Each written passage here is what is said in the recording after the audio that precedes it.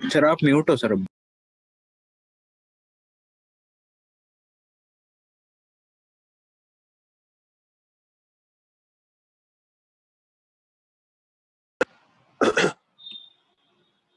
Sir आप mute. हाँ ठीक है। हाँ, अब आ रही वॉइस? हाँ यस हाँ सर।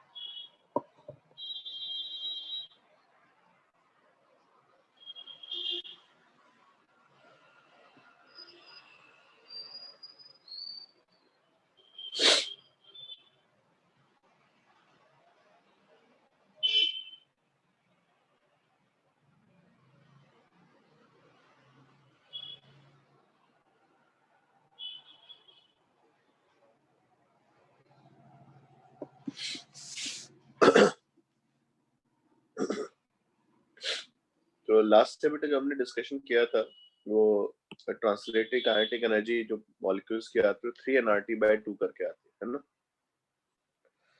और अगर मैं बात करूं तो कुछ ऐसा है कि आपकी आवाज कट रही है। वॉइस नहीं आ रही मेरी? सर कट रही है। ओके, अभी आ रही है? थोड़ी बेटर हुई? Yes sir. Yes sir.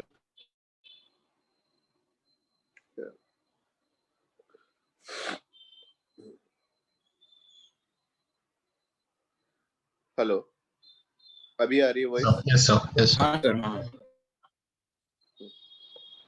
Basically बच्चे लास्ट टाइम हमने पढ़ा 3nRT/2 करके, ये जो काइनेटिक एनर्जी आई इसको बच्चे हम लोग आगे चल के रिलेट करते हैं कैसे। छोटा सा कॉन्सेप्ट है आपका डिग्री ऑफ फ्रीडम का। ओके, डिग्री ऑफ फ्रीडम यही वैसे चीज हमारी तो केमिस्ट्री में भी चल रही है अभी। ओके, डिग्री ऑफ फ्रीडम वैसे तो काफी बड़ा सा टर्म है कि भाई क्या होता है, पर अगर मैं मॉलिक्यूल्स के रिस्पेक्ट में बात करूं क्योंकि चैप्टर थर्मोडायनेमिक्स है, तो जब मॉलिक्यूल्स की आप एनर्जी लिखते हो तो उस एनर्जी में टोटल नंबर ऑफ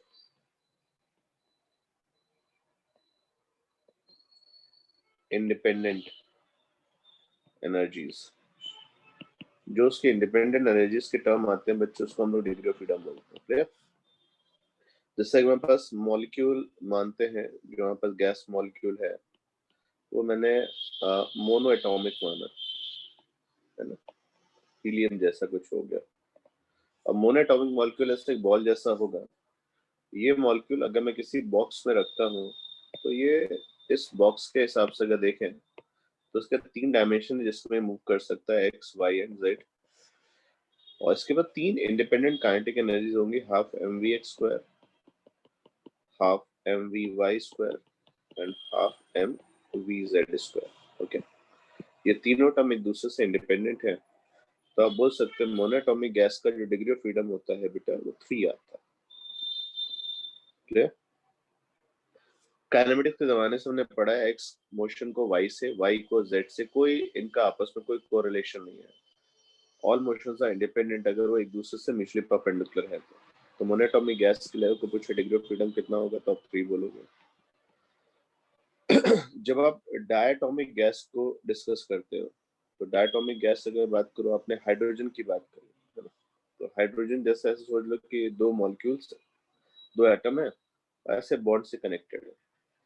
तो H लिया, ये N2 हो गया, ये O2 हो गया, तो इस तरीके से कोई स्ट्रक्चर आ गया। नो डाउट ऐसा नहीं होता है रियल में, जब आप केमिस्ट्री में पढ़ते हैं तो कुछ ऐसा स्ट्रक्चर बनाते हैं ना, H2O तो सब लोग ऐसे बना देते हैं, और जब आप बनाते हो तो ऐसे शो करते हैं। तो हम लोग अभी इसको इस तरीके से मान के चल रहे हैं, सही डायटोमिक है, सर दो मॉलिक्यूल आपके आपस में बॉन्ड से कनेक्टेड है। अब ये मॉलिक्यूल के साथ अच्छी चीज क्या है, ये एक्स में मूव कर सकता है, ये वाई में मूव कर सकता है, और जेड में। ये एक्स के अबाउट टर्न कर सकता है, ये वाई के अबाउट टर्न कर सकता है ना। तो जेड के अबाउट बेटा, कि जेड इसकी अपनी ओन एक्सिस के अबाउट टर्निंग नेग्लिजिबल होगी, इसका आई भी कम ही आएगा। तो अगर बात की जाए तो इसमें टोटल 3 काइनेटिक एनर्जीज आएंगी, एक्स के मोशन की, वाई के मोशन की, जेड में आप भाग सकते हैं, आप एक्स के अबाउट टर्न कर सकते हैं, आप वाई के अबाउट टर्न कर सकते हैं, लेकिन आप जेड के अबाउट जो आपका मोमेंट ऑफ इनर्शिया एनर्जी जो नेग्लिजिबल है। तो total number of independent terms अगर मैं डायटोमिक गैस के लिए पूछूं तो आपके 5 आते हैं। क्लियर? तो एक बड़ा सा डिस्कशन है इसमें, अगर हम चाहें तो डिग्री ऑफ फ्रीडम पढ़े तो शायद एक 4-5 घंटे का लेक्चर हो जाए। मूविंग बॉल का डिग्री ऑफ फ्रीडम क्या होगा, रोटेटिंग बॉल का कितना होगा, रोबोट्स में क्या होगा। तो डिग्री ऑफ फ्रीडम बहुत बड़ा टर्म है, तो हम जनरल टर्म की जगह केवल डिग्री ऑफ फ्रीडम को किसके लिए पढ़ना चाहते हैं, गैसेस के लिए। मोनोएटॉमिक का डिग्री ऑफ फ्रीडम 3 आता है, डायटोमिक का डिग्री ऑफ फ्रीडम 5 आता है। क्लियर? Yes sir. नेक्स्ट बच्चा आता है डायटोमिक में ही, हालांकि पॉलीएटॉमिक आपके कोर्स में नहीं है ना। जो जेई का कोर्स उसमें साफ साफ बोला गया है डायटोमिक तक ही जाना है। पर अगर डायटोमिक को आप हाई टेम्परेचर पे ले जाते हो, तो डायटोमिक को जब आप हाई टेम्परेचर पे रखते हो तो एक थोड़ा सा डिस्कशन देखने को मिलता है। डायटोमिक अगर हाई टेम्परेचर पे रखोगे तो मॉलिक्यूल्स में क्या होगा, हाई टेम्परेचर पे वाइब्रेशंस आएंगे। वो वाइब्रेशंस मॉलिक्यूल को उसको अपनी एक्सिस के अराउंड ऑसिलेट करने, और एक पोटेंशियल एनर्जी भी आएगी। तो टोटल जो 5 इंडिपेंडेंट टर्म थे, 3 भागने के, 2 घूमने के, इसके साथ साथ एक वाइब्रेशन की स्पीड से आपके पास एक काइनेटिक एनर्जी आएगी, और वाइब्रेशन में जो आपका मॉलिक्यूल्स एक दूसरे से दूर जा रहे होंगे, पास आ रहे होंगे, तो स्प्रिंग की तरह एक एक्स्ट्रा एनर्जी और आएगी। तो total number of independent terms जो होंगे बच्चे यहाँ पे 7 होंगे। तो आप ध्यान रखना, डायटोमिक अगर लो टेम्परेचर पे है तो 5 है, डायटोमिक हाई टेम्परेचर पे है तो 7 है ना। ये इस तरीके से आता है।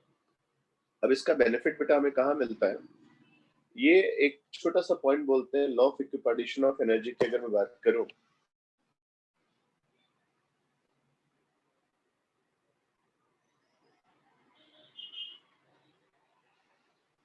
तो उनका एक बड़ा सिंपल सा स्टेटमेंट है।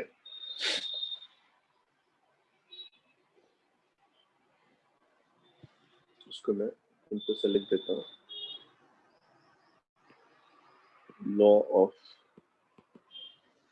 Equipartition of energy. ओके, तो इनका बड़ा सिंपल सा होता है कि भाई अगर आप मॉलिक्यूल्स आप ले रहे हो, है ना, तो जब आपके मॉलिक्यूल्स थर्मल इक्विलिब्रियम में है, एनर्जी है सबके पास, उनका कहना है जितनी भी एनर्जी होती है वो पर डिग्री ऑफ फ्रीडम जो होती है बच्चे, वो सबका सेम आता है। तो law of equipartition of energy का स्टेटमेंट अगर पूछा जाए तो बड़ा बेसिक सा है सर, इक्वल डिवीजन रखना है ना। इक्वल डिवीजन किसका, मॉलिक्यूल का पर डिग्री ऑफ फ्रीडम एनर्जी सबका सेम आता है। तो एनर्जी ऑफ अ मॉलिक्यूल, है ना, मान लेते हैं एनर्जी ऑफ अ मॉलिक्यूल ई है, और डिग्री ऑफ फ्रीडम मान लेते हैं कितने हैं सर, ये एग्जांपल है 3 मान लिया। तो एनर्जी ऑफ 1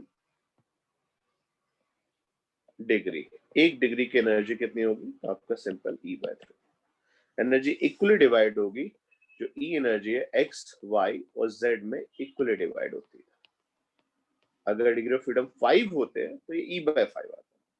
तो बेसिकली उनका कहने का पर्पस क्या है, एनर्जी का इक्वल डिवीजन है एनर्जी ऑफ अ मॉलिक्यूल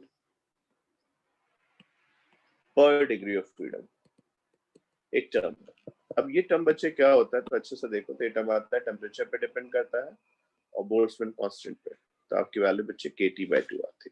तो एनर्जी ऑफ अ मॉलिक्यूल पर डिग्री ऑफ फ्रीडम की वैल्यू क्या होगी, kT/2। डन। तो एक बच्चे ने पूछा ठीक है, अगर मैं इस बात को थोड़ा सा और आगे बढ़ाऊं, फिर यहाँ पे के है ना, बोल्ट्जमैन कांस्टेंट। के Boltzmann constant, energy of a molecule पूछा जाए कितना होगा एक मॉलिक्यूल का, तो एक मॉलिक्यूल की एनर्जी को डिपेंड करेगा डिग्री ऑफ फ्रीडम कितने, अगर 3 है तो 3 लिख दीजिए, 5 है तो 5 लिख दीजिए, 7 है तो 7 लिख दीजिए। आपने कहा ठीक है, मुझे नंबर नहीं पता तो मैं इसको एफ लिख देता हूँ। F means degree of freedom, monoatomic के लिए 3, डायटोमिक लो टेम्परेचर पे 5 होगा, ठीक है।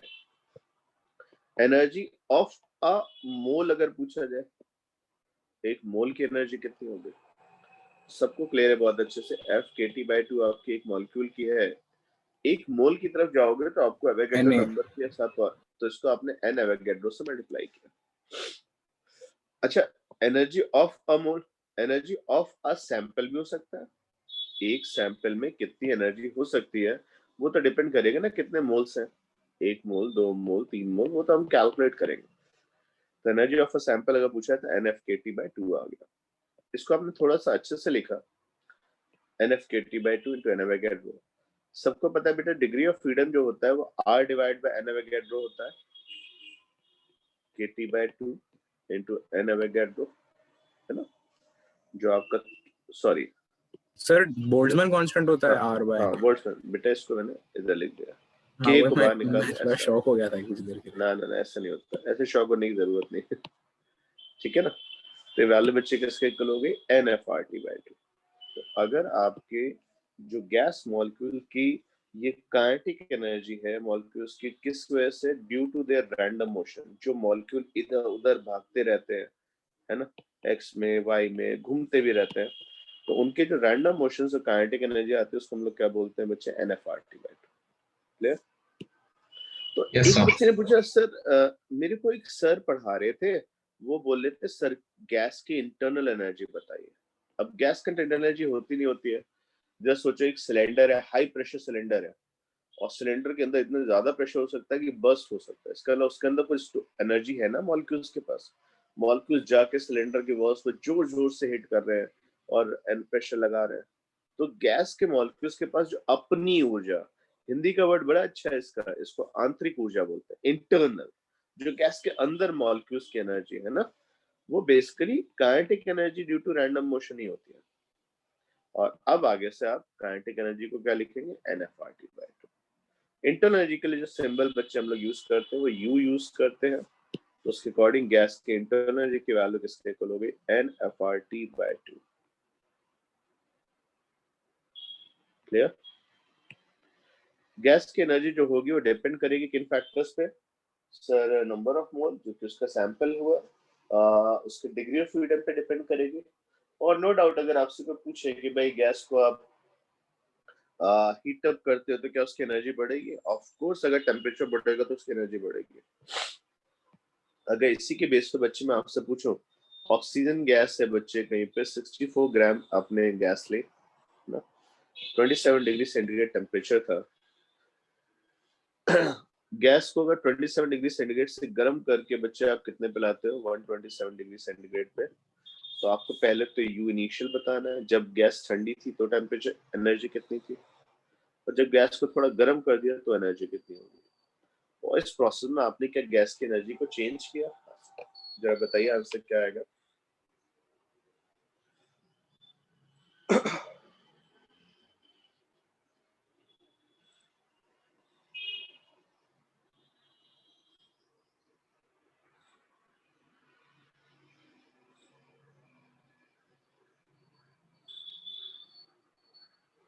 सर आर की टर्म्स में या फिर उसका सब्स्टिट्यूट करना है? जब भी आंस निकालते हैं तो भाई आर तो रखना पड़ेगा ना, 8.3। Yes sir.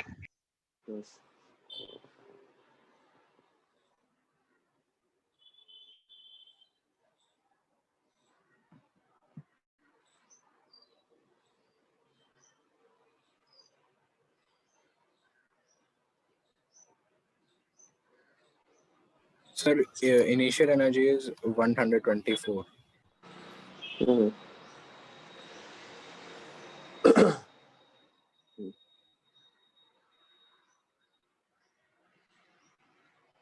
तो हम लोग अगर सिंपल वे में लिखें बच्चे, तो नंबर ऑफ मोल्स क्लियर है, 64 ग्राम के अकॉर्डिंग आपके 2 मोल्स आ गए। डिग्री ऑफ फ्रीडम ऑक्सीजन है, लो टेम्परेचर है बच्चे, तो यहाँ पे डिग्री ऑफ फ्रीडम आप 5 लिखेंगे। R की वैल्यू कितनी हो गई 8.3 जूल पर मोल केल्विन। टेम्परेचर बच्चे 27 डिग्री सेंटीग्रेड था, उसको आपने 300 लिखा डिवाइड बाय 2। ओके, ये वैल्यू बच्चे आपका 2 कैंसिल हो गया। 8.3 इंटू 300 जो होगा बच्चे ये आपका 2500 हो जाएगा। 2500 इंटू 5 वैल्यू 125 इंटू 100 ये 12.5 किलो जूल। ये एनर्जी बच्चे गैस के पास थी इतनी, है ना। डन। Yes sir. जब आप U फाइनल लिखेंगे तो टेम्परेचर बच्चे आपने 127 डिग्री सेंटीग्रेड कर दिया, इसका मतलब आपने टेम्परेचर आप कितना कर दिया 400 केल्विन। तो बस इतना होगा कि जो एनर्जी पहले थी उसका 4/3 टाइम्स हो जाएगा, है ना। तो 4/3 ऑफ 12.5 एनर्जी आपकी बढ़ गई है। डेल्टा U कितना होगा, एनर्जी चेंज हुई, U फाइनल मास इनिशियल, तो 4/3 इंटू 12.5 माइनस 12.5। ओके, तो ये वैल्यू कॉमन लोगे तो 12.5 इंटू 1/3 किलो जूल, इतना आपका एनर्जी का चेंज होगा। Done. Yes, sir. Yes. This point is clear. Yes sir. Yes, sir.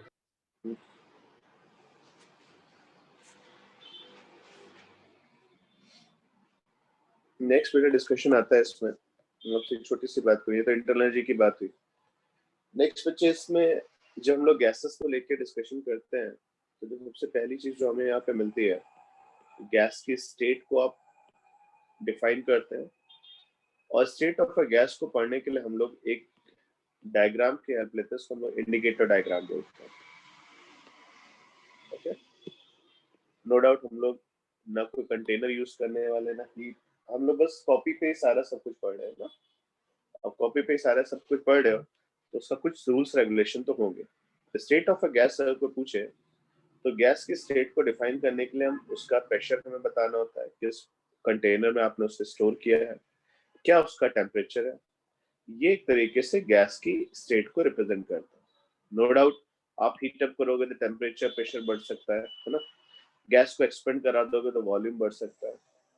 तो कुछ इस तरीके से आता है कि पीवीटी आपके गैस की स्टेट को रिप्रेजेंट करता है। ठीक, मोल्स को बेटा मैं यहाँ पे काउंट नहीं कर रहा, मोल्स से मान के चलता हूँ कहीं पे कोई गैस लीक हो नहीं रही है तो आपके मोल्स तो फिक्स ही है ना। अब अगर आप स्टेट को आप रिप्रेजेंट करना चाहो किस पे, एक डायग्राम पे, तो डायग्राम क्या पूछे, इंडिकेटर डायग्राम जिसके ग्राफ होते हैं। मैंने यहाँ पे वॉल्यूम लिया, यहाँ बच्चे मैंने इस साइड प्रेशर लिया, तो इसको हम लोग टेक्निकली बोलते हैं पीवी इंडिकेटर डायग्राम।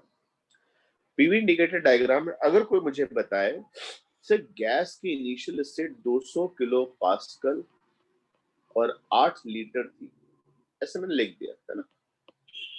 तो 200 किलो पास्कल, किसी ने बोला सर यहाँ पे जो प्रेशर है वो किलो पास्कल में आ रहा है और वॉल्यूम लीटर में आ रहा है, तो आप डॉट लगाइए। तो आपने कहा सर 200 किलो पास्कल मैंने मान लिया सर कहीं यहाँ पे आ रहा है ना, और 200 किलो पास्कल में 8 लीटर आ गया, तो ये 200 किलो पास्कल और 8 लीटर आपने दोनों डिफाइन कर दिए, 8 litre and 200 kilo pascal. Clear?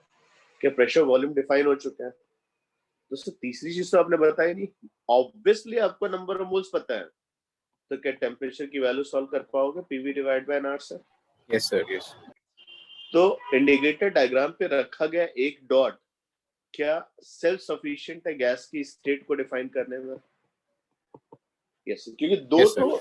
दो वेरिएबल तो दिखेंगे और तीसरा वेरिएबल ये मानते हुए कि मोल्स हमें बताए जाएंगे, गैस को डील कर रहे तो बिना उसका सैंपल पार्टिकल पढ़ते थे क्या उसका मास नहीं बताते हैं, बिना मास के कभी डिस्कशन हुए नहीं। वैसे ही गैस के लिए मोल्स तो बताए गए। तो ये गैस की कौन सी स्टेट हो गई सर, ये गैस की इनिशियल स्टेट हो गई, उसको आप प्यार से आई लिख दिया।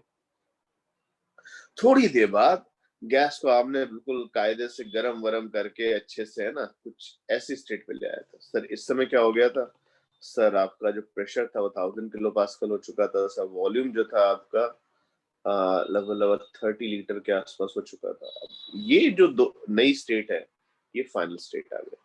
क्लियर? तो बड़ा सिंपल सी बात है बेटा कि अगर मैं तुमसे पूछूं कि इंडिकेटर डायग्राम क्या हुआ, तो इंडिकेटर डायग्राम पे जो पॉइंट होता है, इंडिकेटर डायग्राम पे जो पॉइंट होता है वो किसको रिप्रेजेंट करता है, गैस की स्टेट को।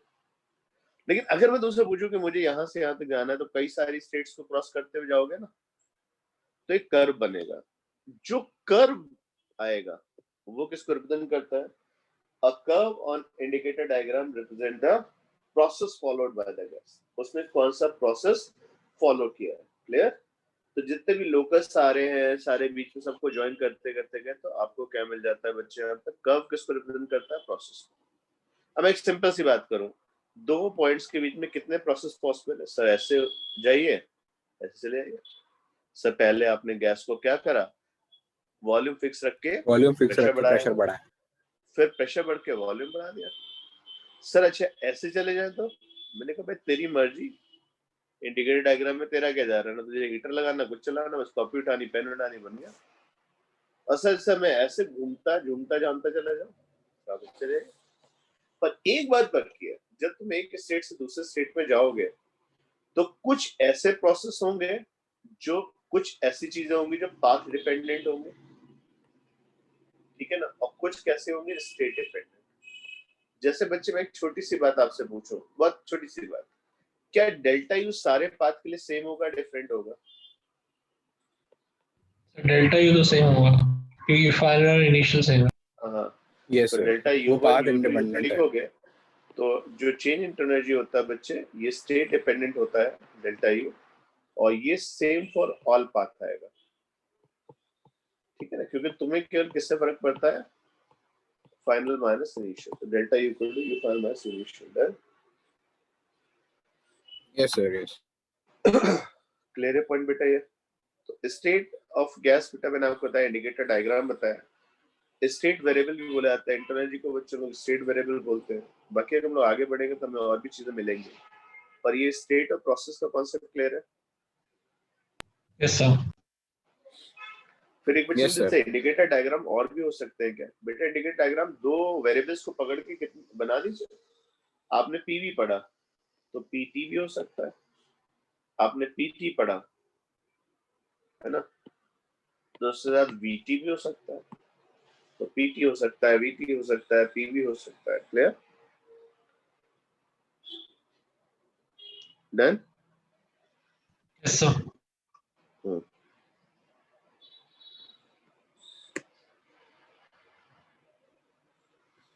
तो इसमें बेटा अगर कोई मुझसे पूछे कि भाई इन ग्राफ से एक दूसरे ग्राफ पे जाना है, मैं तो आप वो काम भी कर सकते हैं। अब जैसे कि मैं बात करूं बच्चे, क्योंकि बात जब कर्व की, स्टेट की, इंडिकेटर डायग्राम की चल रही है, तो हम लोग प्रोसेस पढ़ लेते हैं थोड़े से। जैसे मैं आपसे पूछूं आइसोकोरिक प्रोसेस क्या होता है, तो आपने कहा सर आइसोकोरिक प्रोसेस का मीनिंग, कोर वर्ड जो होता है वॉल्यूम से रिलेट होता है, आइसो मींस सर चेंज नहीं होना है, तो सिंपल आइसोकोरिक वो प्रोसेस होते हैं जिनमें आप गैस के वॉल्यूम को कांस्टेंट करके आप उसकी स्टेट में चेंज करते हैं। फॉर एग्जांपल बच्चे, मान लो मेरे पास एक बॉक्स है, इसको बच्चे मैंने यहाँ पर ऐसे रखा हुआ, ये बॉक्स है पूरा लिड से अच्छे से क्लोजली बंद है, ऐसा है ना, ये बंद।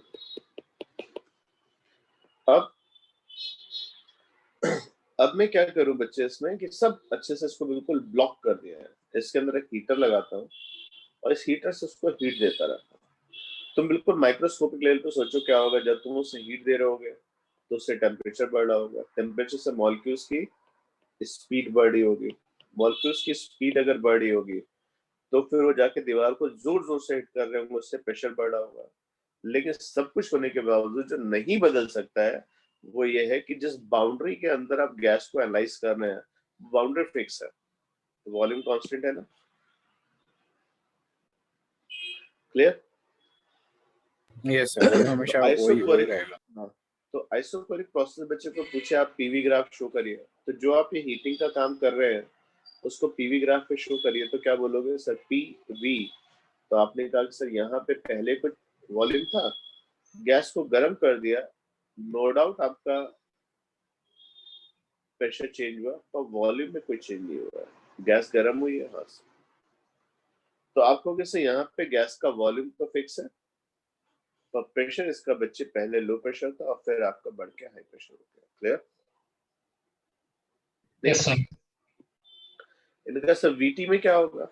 इसी प्रोसेस को समझाइए वीटी पे, तो इसी प्रोसेस को वीटी पे ध्यान से देखो कैसे समझाओगे। इससे पहले जो वॉल्यूम था बाद में वही वॉल्यूम था, गैस को गर्म कर रहे हैं, बस टेम्परेचर चेंज हो रहा है और वॉल्यूम चेंज नहीं हो रहा है ना। Yes sir. तो एरो तो डिपेंड करता है ना कि एक्चुअली में इक्वेशन क्या है। हाँ बेटा, ये एरो इधर भी लग सकता है, जैसे इसी क्वेश्चन में कूलिंग कर रहे होते हैं तो गैस ठंडी हो रही होती है तो प्रेशर कम हो रहा होता है। एरो रिवर्स हो जाता है। हाँ, अगर मैं इसको कूलिंग कर रहा होता तो इसका टेम्परेचर कम हो रहा होता, वॉल्यूम उतना ही रहता। ठीक है, वो एरो बस चेंज होगा। ठीक है, यस सर। नेक्स्ट आया बच्चे, आपने कहा कि सर आपने सब पढ़ लिया पर आपने पीटी नहीं बताया, प्रेशर टेम्परेचर कैसा होगा। तो अच्छे से देखो, पी की वैल्यू बेटा सबको पता है एनआरटी बाय वी होती है। आपने डिसाइड कर लिया है कि भाई मोल्स तो लीक होने नहीं है, आर फिक्स है, वॉल्यूम भी फिक्स है, तो क्या प्रेशर इज प्रोपोर्शनल टेम्परेचर का रिलेशन आएगा।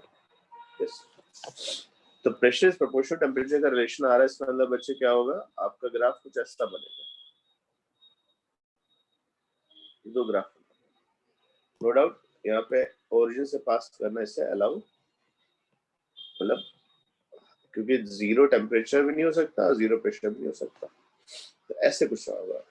तो ये कौन सा आइसोकोरिक प्रोसेस हो गया, V1, ये आइसोकोरिक। V1 टेम्परेचर पकड़ के, टेम्परेचर V1 वॉल्यूम पकड़ के आप टेम्परेचर और प्रेशर दोनों बढ़ाते जा रहे हैं। या फिर किसी बड़े बर्तन में गर्म कर रहे हो तो प्रेशर और टेम्परेचर बेटा गर्म करने पे चेंज हो रहे होंगे। क्लियर? क्या V1 V2 में कोई रिलेशन होगा?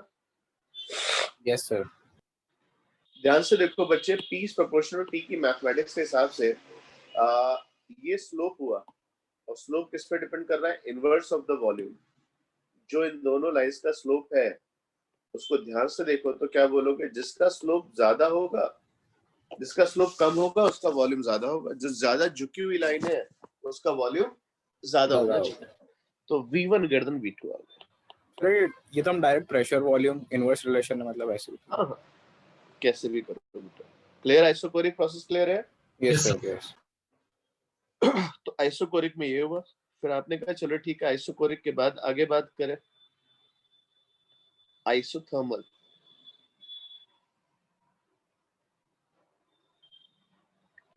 आइसोथर्मल थोड़े से अचीव करने में प्रॉब्लम होती है, क्योंकि बच्चे आप गैस को कुछ ऐसे गर्म करना चाहते हो जिससे उसका टेम्परेचर ना चेंज हो, है ना। तो अभी कहानी क्या होती है कि यहाँ पे क्या होगा, आपने यहाँ पे एक कॉइल लगा दी, ये हीट भी ऐड कर रहे हैं, पर धीरे धीरे क्या हो रहा है बच्चे, यहाँ पे वॉल्यूम क्या होता जाएगा, ये पिस्टन ऊपर शिफ्ट होगा, जब ये पिस्टन ऊपर शिफ्ट होगा तो वॉल्यूम बढ़ता जाएगा, है ना। क्लियर? Yes sir. सर। और वॉल्यूम बढ़ने से क्या होगा ना, देखो एक चीज पक्की होना कि देखो टेम्परेचर देखो चेंज हो नहीं रहा है, टेम्परेचर है फिक्स। वो जो मॉलिक्यूल्स होते थे ना उनकी स्पीड भी जो होगी ना फिक्स हो जाएगी, और वॉल्यूम बढ़ाओगे ना तो एक तो टर्म पढ़ाया था मैंने, फ्रीक्वेंसी ऑफ कोलिजन, जितना बड़ा बर्तन होगा उतना फ्रीक्वेंसी ऑफ कोलिजन कम होगा, यस सर। और जितनी फ्रीक्वेंसी ऑफ कोलिजन कम होगा उतना प्रेशर कम आएगा। तो गैस के बड़े ये पिस्टन के आगे शिफ्ट होने की वजह से, पिस्टन के आगे शिफ्ट होने की वजह से आपका धीरे धीरे क्या होता जाएगा, वॉल्यूम बढ़ता जाएगा, प्रेशर कम होता जाएगा। क्लियर? और जो चीज नहीं बदलेगी बच्चे, वो सबसे बढ़िया बात बताऊं, इस बार टेम्परेचर, और मुझे एक बात बताओ सब लोग सोच के, क्या गैस की इंटरनल एनर्जी भी कांस्टेंट रहेगी? यस सर, क्योंकि इंटरनल एनर्जी टेम्परेचर पे डिपेंडेंट थी, तो अगर वो टेम्परेचर पे डिपेंड करती है। ये जो एनर्जी है ये बात आ रही है टेम्परेचर पे, बट टेम्परेचर की वजह से मॉलिक्यूल धड़ाधड़ भागा दौड़ी शुरू हो जाती है, इसलिए आप बोलते हो कि भाई ये दिक्कत है ना। तो आप बोलोगे सर इंटरनल एनर्जी इसकी यहाँ पे कांस्टेंट रहेगी, है ना। हाँ सर, हाँ। क्लियर? Yes sir. तो भाई आइसोथर्मल प्रोसेस को जरा देखा जाए बारीकी से, तो आप बोलोगे sir PV equal to NRT के कॉन्सेप्ट से चले तो ना मोल्स लीक हो रहे ना टेम्परेचर, तो ये टर्म फिक्स हो गया। तो अगर आप आइसोथर्मल प्रोसेस को पीवी इंडिकेटर डायग्राम पे बनाने की सोचते हो, पीवी इंडिकेटर डायग्राम पे आपने सोचा मैं बनाता हूँ, इधर वी है, इधर आपके पास P है। तो पीवी इंडिकेटर डायग्राम पे अगर पूछा जाए बेटा तो आपके पास कुछ इस तरीके से बात आई है ना। तो आपने कहा पीवी इंडिकेटर डायग्राम कैसा होगा, तो यहाँ पे P इंटू वी कॉन्स्टेंट। तो बच्चे एक बात बताओ, मेरी बात समझना, मैं लिखूं वॉल्यूम को V नॉट है ना और प्रेशर को P नॉट, मैं वॉल्यूम को 2V नॉट कर दूं तो प्रेशर कितना हो जाएगा P naught by 2, P naught by 2, 3V naught कर दूंगा तो प्रेशर हो P जाएगा naught by P 3, naught by 3, 4V naught कर दूंगा तो प्रेशर हो जाएगा P नॉट बाय 4। तो भाई मैंने कहा मैं यहाँ पे क्या करता हूँ, V नॉट लगा देता हूँ, फिर इसके आगे क्या लगा देता हूँ 2V नॉट लगा देता हूँ, फिर इसके आगे क्या लगा देता हूँ बच्चे 3V नॉट लगा देता हूँ है ना, फिर क्या लगा देता हूँ आपको यहाँ पे 4V not. Sir hyperbolic nature का ग्राफ है। हाँ, अब मान लो हाइपरबोलिक मुझे नहीं आता तो मैं अपने तरीके सॉल्व कर रहा हूँ। यहाँ P नॉट आएगा, वॉल्यूम डबल करते हैं आपका यहाँ P नॉट बाय 2 आएगा, ट्रिपल करते हुए P नॉट बाय 3 आएगा है ना। तो अगर मेरे ड्राइंग बहुत अच्छी है या मैं इनको ज्वाइन करूँ तो कुछ इस तरीके से ग्राफ आता है ना। और मैथ्स के स्टूडेंट आप हैं तो आपको पता है कि जब भी दो क्वांटिटीज का सम मल्टीप्लिकेशन कांस्टेंट हो तो उनका जो प्रोडक्ट अगर कांस्टेंट है तो PV इक्वल टू C, ये रेक्टेंगुलर हाइपरबोला बनता है।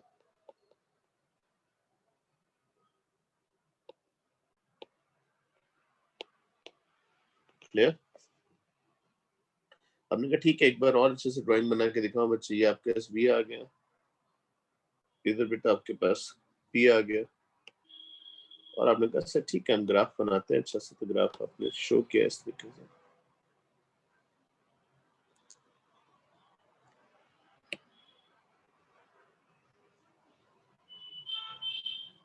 मानता नहीं है कई बार,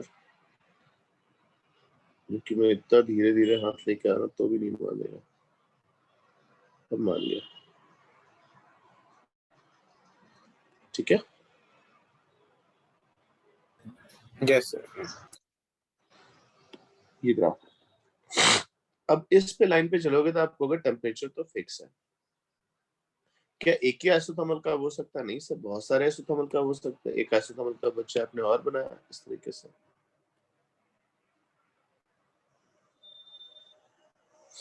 ये आइसोथर्मल कब है, ये इंटरेस्ट ओ काम भाग गया भाई, इंटरसेक्ट नहीं कर सकते भाई, दो आइसोथर्मल कर्व नहीं इंटरसेक्ट करेंगे भाई, एक ही गैस के दो टेम्परेचर तो नहीं हो जाएंगे। हाँ सर, आइडियल गैस। हाँ, तो ये T प्लस डेल्टा, इसका मतलब कई सारे आइसोथर्मल कर्व होते हैं, जैसे जैसे आप ऊपर चलते टेम्परेचर बढ़ता जाता है। रेड वाला आइसोथर्मल कर्व लो टेम्परेचर का है, ब्लू वाला isothermal curve red high temperature का है। क्लियर है? Yes sir. Yes sir.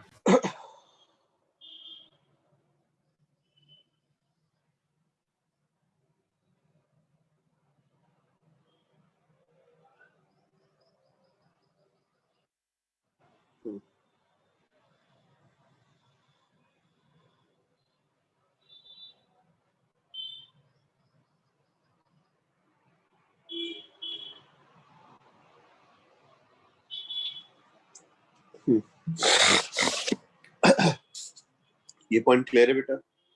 अच्छा Yes, बात sir. ये है कि आइसोथर्मल कर्व यहाँ भी थे क्या? हाँ थे, पर तब बनाया नहीं था मैंने।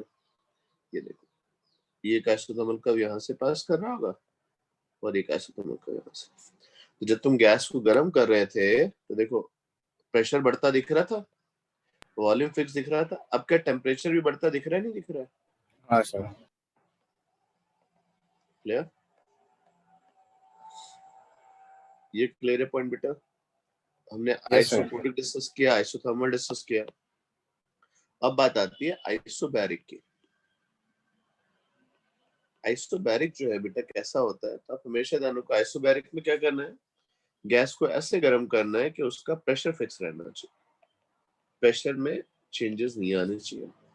तो आपने कहा कि सर ठीक है अगर मैं इसको प्लॉट करूं इस तरीके से, ये VP आ गया मेरे पास, ठीक है।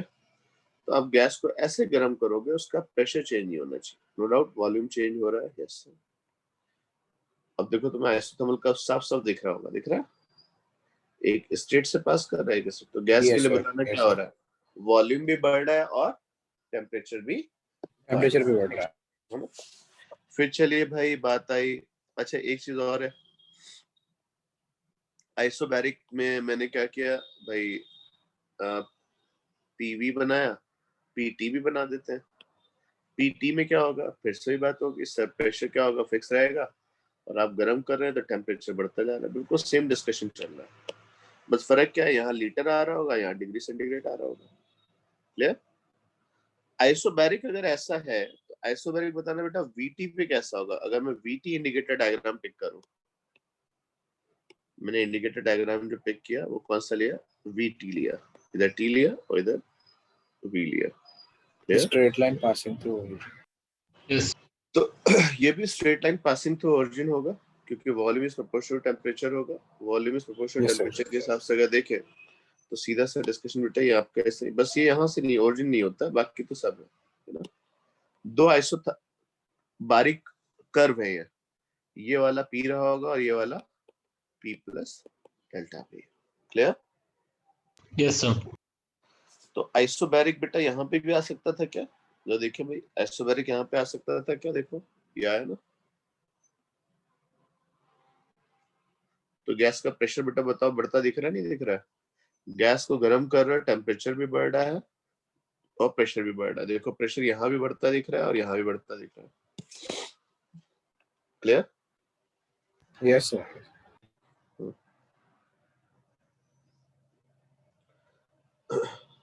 कोई डाउट तो नहीं बेटा इसमें? नहीं सर नहीं।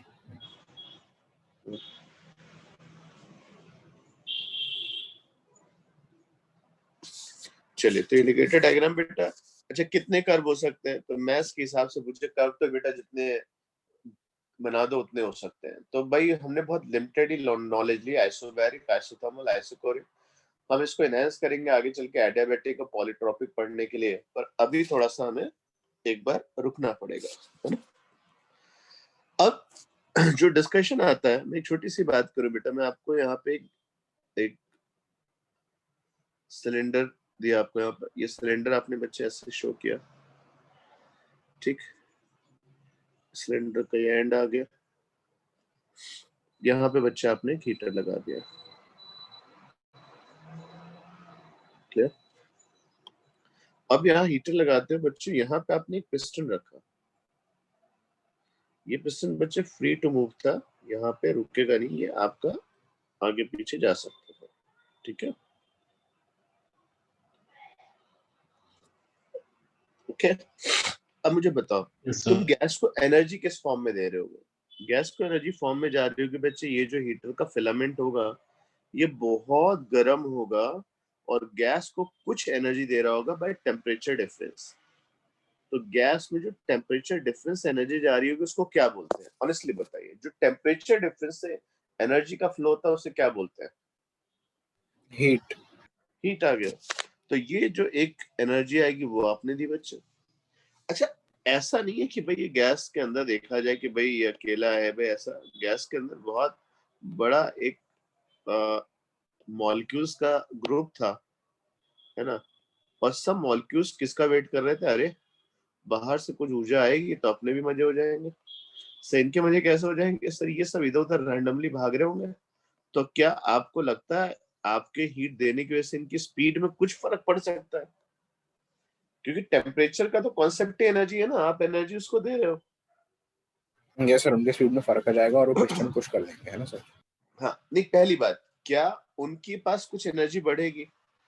Yes sir, yes. Might be possible कि उनके पास एनर्जी बढ़े, तो क्या मैं कह सकता हूँ एनर्जी का एक हिस्सा डेल्टा यू भी लिखा जा सकता है? Yes sir. अच्छा मुझे एक बात बताओ, क्या इस बात पे एग्री करते हैं सब लोग कि भाई ये जो पिस्टन है उसको गैस पुश करेगी? और अगर पिस्टन फ्री टू मूव है तो कल को यही पिस्टन इस जगह से हो सकता आगे आ जाए। तो गैस ने क्या इसको पुश किया, ऐसा पुश किया है, फोर्स लगाया है ना, डिस्प्लेसमेंट दिया है, तो क्या गैस ने कुछ वर्क भी किया पिस्टन पे? ऑब्वियसली यही तो कॉन्सेप्ट होता था बेटा, जो क्रैंकशाफ्ट जो आपके इंजन का कॉन्सेप्ट होता है, ये ऐसे लेते हैं और इसको व्हील से कनेक्ट कर देते हैं। अब जब पिस्टन आगे पीछे भागता है तो ये इसको पुश करके व्हील घुमाता है, ठीक है ना। तो Yes, तुम sir. यहाँ पे जो पिस्टन को पुश मिल रहा है उससे तो आपको आगे रोटेशन मिलने वाला है, तो क्या तुमने पिस्टन को कुछ एनर्जी दी है? यस। तो गैस के पास 3 एनर्जीज आई, एक उसने सराउंडिंग से कुछ एनर्जी ली due to heat temperature difference, कुछ उसने कहा कि यार मैं अपने लिए रखूंगी जिससे उसका अपनी एनर्जी चेंज हो सकती है, और कुछ उसने सराउंडिंग को वापस कर दिया in form of work done. Clear? Yes sir. Yes, sir. ये जो तीनों एनर्जी बेटा आई आपके पास, बेसिकली पूछे ये तीनों एनर्जी क्या हुई, तो आप बोलोगे से तीनों एनर्जी मिलके आपका एक स्टेटमेंट देते हैं जो कि कंजर्वेशन ऑफ एनर्जी पे है, और इसको बेसिकली आपको पूछे तो क्या होता है sir, first law of thermodynamics बोला जाता है। First law of thermodynamics basically energy conservation का एक सिंपल सा स्टेटमेंट है। वो एनर्जी नो डाउट तुम्हें समझनी पड़ेगी, एनर्जी आई कैसे है, 3 पार्ट है। 3 पार्ट कौन कौन से जरा पहचानो। क्यू हुआ हीट, जो फिलामेंट जो हीटर है उसके टेम्परेचर की वजह से वो बहुत हाई टेम्परेचर से गैस को कुछ हीट दे रहा है, हो सकता है गैस ठंडी हो रही होती तो हीट रिलीज भी होती है। तो Q basically it is the total amount of heat supplied to the gas. Okay clear? तो ये क्या होता है, हीट को हम लोग बच्चे किस में लिखेंगे सर, कोशिश करिए तीनों चीजें जूल्स में होनी चाहिए। ऐसा नहीं है कि एक कैलोरी में जूल में तो नहीं बात बनेगी सर, जितनी भी क्वांटिटी लिख रहे हो सारी जूल्स में, तो हमने कहा जूल्स में लिखेंगे। और एक सिंपल सा कन्वेंशन है, अगर हीट आपने ऐड करी है तो क्यू को क्या लिखा जाता है, पॉजिटिव।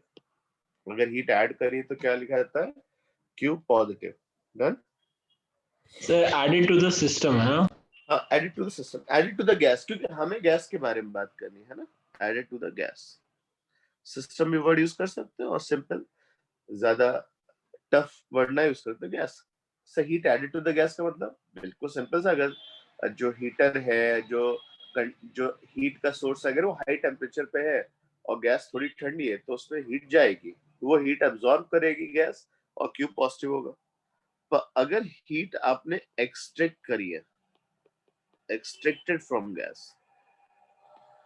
सर ये क्या वर्ड हुआ एक्सट्रैक्ट? भाई देखो सीधी सी बात है, गैस गर्म हो और सराउंडिंग ठंडे पे हो, है ना, जैसे कार हो, कार को बंद करके चले जाओ और कार गर्म थी और एकदम से बाहर टेम्परेचर जो है मान लेते हैं 0 पे हो गया, है ना, बर्फ पड़ी 0 पे हो गया, तो अब गैस के अंदर से क्या होगा, हीट बाहर निकल के जा रही होगी। तो सिस्टम के अंदर से अगर हीट बाहर जा रही है, एक्सट्रैक्ट की जा रही है, तो क्यू की वैल्यू क्या होगी, नेगेटिव।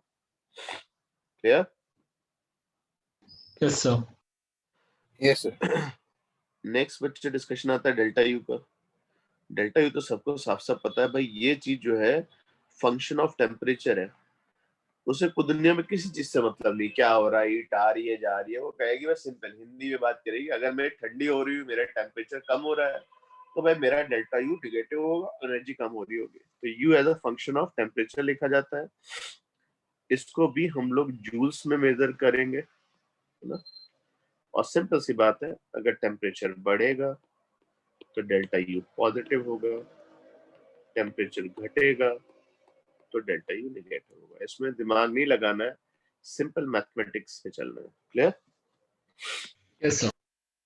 लेकिन एक जो एनर्जी थी वर्क वाली, भाई वर्क की बात की जाए तो वर्क की एनर्जी तो है, मानो या नहीं मानो, है ना। गैस पिस्टन को पुश कर सकती है, अगर गैस ने पिस्टन को पुश किया है, धक्का दिया है, उसने फोर्स लगा के आगे बढ़ी है बात, तो उसका वर्क डन है। तो गैस का वर्क डन को पूछे कैसा होगा, तो आप कहोगे देखो एक मिनट, गैस का वर्क डन मैं आपको समझाऊंगा। मेरा बस इतना कहना है कि अगर गैस की बात की जाए, अगर गैस एक्सपेंड कर रही है ना, तो फोर्स होगा, डिस्प्लेसमेंट होगा, कॉस 0 होगा। बोलो सही है ना? एक्सपेंशन मतलब जिस डायरेक्शन में फोर्स लगा रहे हो उसी डायरेक्शन में पिस्टन चल पड़ा। Yes sir. तो गैस एक्सपेंड करती है तो वर्क डन की वैल्यू क्या होगी, पॉजिटिव। और जब गैस, ये obviously work done by gas है बच्चे, और जब गैस को कोई कंप्रेस करे बाहर से दुनिया में आके हाई फोर्स लगा के, तो फोर्स बाहर की तरफ होगा लेकिन डिस्प्लेसमेंट अंदर की तरफ होगा, तो कॉस पाई आएगा, तो वर्क डन की वैल्यू नेगेटिव होगी। क्लियर? तो सिंपल सी बात आती है केमिस्ट्री से एकदम उल्टा है ये वाला साइन कन्वेंशन। हाँ एकदम उल्टा है केमिस्ट्री से। हाँ हाँ उल्टा है, क्योंकि यहाँ बच्चे हो सकता है, देखो तुम किसको पढ़ रहे हो उस पर डिपेंड करता है ना। वहाँ सराउंडिंग के लिए होता है, यहाँ गैस का होता है, गैस का वर्क गैस ने पुश किया, तो वर्क डन बाय गैस यहाँ पे एक्सपेंशन में पॉजिटिव होगा और कंप्रेशन में नेगेटिव होगा। और ऑफ कोर्स अगर तुम गैस को ना एक्सपेंड होने दोगे ना कंप्रेशन दोगे, मतलब अगर आइसोकोरिक है, तुमने बिल्कुल गांठ बांध ली भैया कुछ हो जाए मैं वॉल्यूम नहीं चेंज होने दूंगा, तो भैया यहाँ पे डिस्प्लेसमेंट की वैल्यू क्या हो जाएगी, जीरो। फोर्स तो होगा लेकिन बाउंड्री को पुश ही नहीं मिला, तो वर्क डन की वैल्यू क्या होती है, जीरो। ये क्लियर है? सर एक क्वेश्चन था सर, अगर जैसे जेई में अगर क्वेश्चन आया तो हम कौन से साइन कन्वेंशन से करेंगे? देखो इसमें कंफ्यूजन नहीं कर रखना है। आप केमिस्ट्री का मुझे वर्क डन का स्टेटमेंट बोलना, क्या बोलते हैं वर्क डन? सर अभी नोटबुक पास में नहीं है वैसे। एक्सपैंड और कंप्रेस करने की उसमें देख रहा था कि जब गैस कंप्रेस होती है यानी कि सिस्टम ने वर्क किया गैस पे, then we take work done as positive, and when the gas expands यानी कि गैस ने वर्क किया then we take it as negative क्योंकि चलो energy एक बात is बताओ, coming from gas। तो ऐसे हो गया कि एक पिस्टन है ना, उसमें फिजिक्स वाले सर पिस्टन के साथ गैस के साइड खड़े हैं, केमिस्ट्री वाले इधर खड़े हैं, है ना। Yes sir. तो यस जब सर। गैस एक्सपेंड करेगी तो वर्क डन बाय गैस क्या होगा, पॉजिटिव। हाँ सर। और वर्क डन बाय सोर्स क्या होगा, जो बाहर है, नेगेटिव। नेगेटिव। तो केमिस्ट्री वाले सर बाहर है, फिजिक्स वाले सर अंदर है। तो वर्क डन बाय गैस जो होगा, बस साइन का इतना ही फर्क हो गया बच्चे। आ रही बात समझ में? हाँ सर समझ गया। तो वर्क डन बाय गैस जो होगी, जब जब वॉल्यूम इंक्रीज होगा you will say work done by gas is positive. मैं पूरा स्टेटमेंट लिख रहा हूँ, वर्क डन नहीं, work done by gas is positive. Clear? Yes sir. तो एक बच्चे ने मुझे sir work done by gas पे थोड़ा हम लोग अगर डिस्कशन कर ले तो अच्छा रहेगा। मैं कहा ठीक है जरूर करते हैं वर्क डन बाय गैस का डिस्कशन। अब मुझे 1 मिनट का टाइम दीजिए बेटे, है ना, जस्ट 1 मिनट। Yes sir.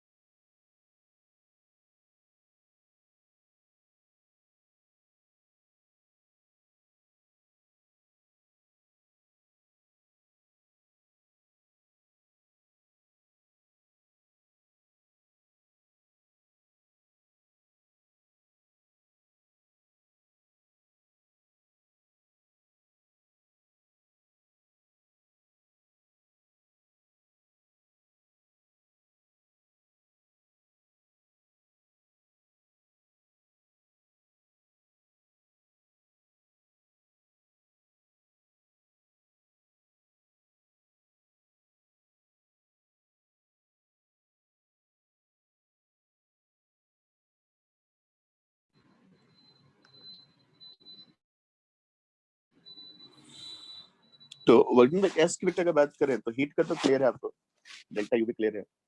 मैंने एक सिंपल सा डिस्कशन लिया यहाँ पर, अपने एक यहाँ पर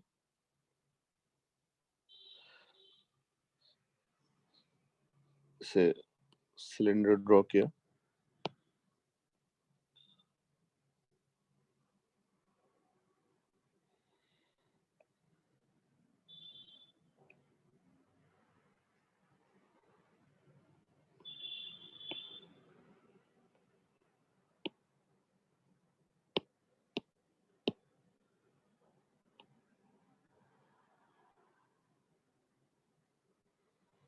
ठीक है। ये सिलेंडर बेटा आपने लिया यहाँ पर इस तरीके से, ये ओ तो दूसरा वाला तो एक फोटो में आ जाएगा ना, दूसरा फोटो है।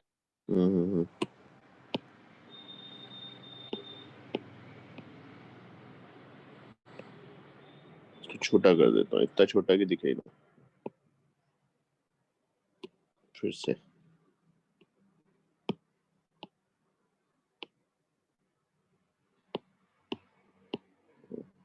ठीक है। यहाँ बेटा आपने एक सिलेंडर लिया, इसमें आपने यहाँ पे एक पिस्टन लगाया इस तरीके से, आपके पास पिस्टन आ गया।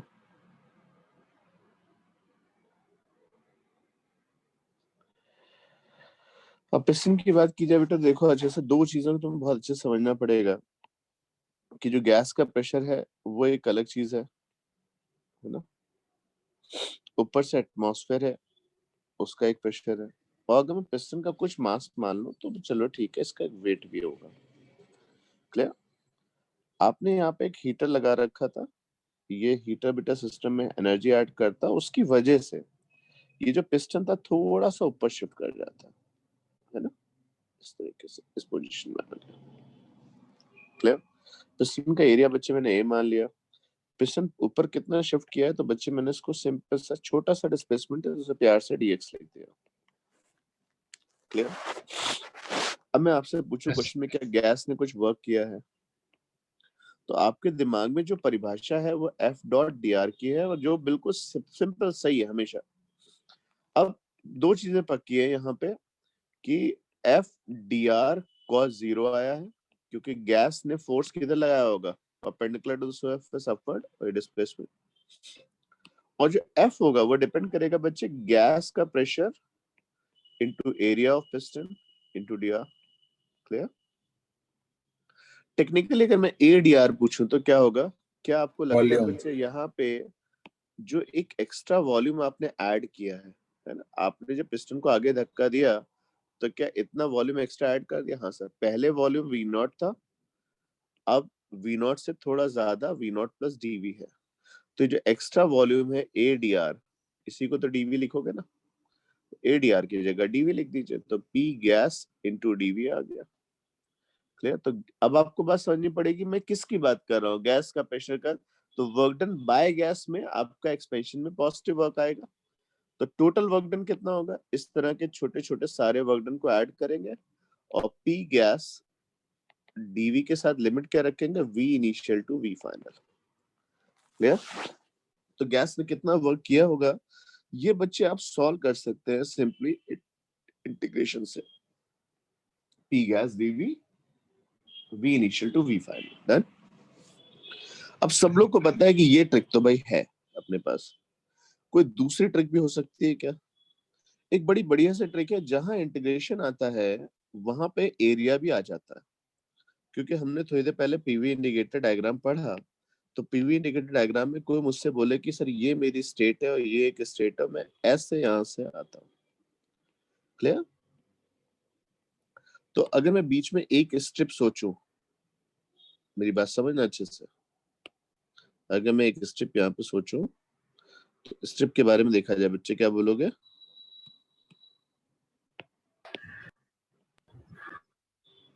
ये देखना, इसकी हाइट कितनी होगी पी, और इसकी विड्थ कितनी होगी डीवी। डीवी। क्लियर? तो ये जो पतली सी स्ट्रिप है, इसका एरिया को पूछे तो कितना हो गया, पी डीवी। अब अगर मैं तुमसे पूछूं कि सर ये जो टोटल बाउंडेड एरिया है, ये जो मैं इधर शो करूं, मान लेते मैंने ऐसे शो किया, दिख रहा है ये total area, sir total area तो ऐसी स्ट्रिप से मिलके बना होगा। तो मैथ्स ये कहती है कि एरिया होगा ऐसी कई सारी स्ट्रिप्स का समेशन। मैथ्स से कहती है डीए होगा पीडीवी। मैथ्स से कहती है कि नहीं इंटीग्रेशन लिखना पाप है, ऐसे लिखो, मैं समेशन सिग्मा नहीं लिखो, ऐसे लिखो। तो इंटीग्रेशन ऑफ पीडीवी आएगा। तो इंटीग्रेशन ऑफ पीडीवी का मतलब क्या हो गया बच्चे, जब एरिया इंटीग्रेशन ऑफ पीडीवी, तो फिजिक्स वाले सर ने बोला अरे ये तो वर्क होता है। तो अगर आपको कभी पीवी इंडिकेटर डायग्राम दिया जाए, area bound by PV curve, proper answer लिखिएगा विद वॉल्यूम एक्सेस। जो आप वॉल्यूम एक्सेस साथ एरिया बाउंड करते हो बच्चे, उस क्वांटिटी को हम लोग क्या बोलते हैं बच्चे, वर्क बोलते हैं। क्लियर?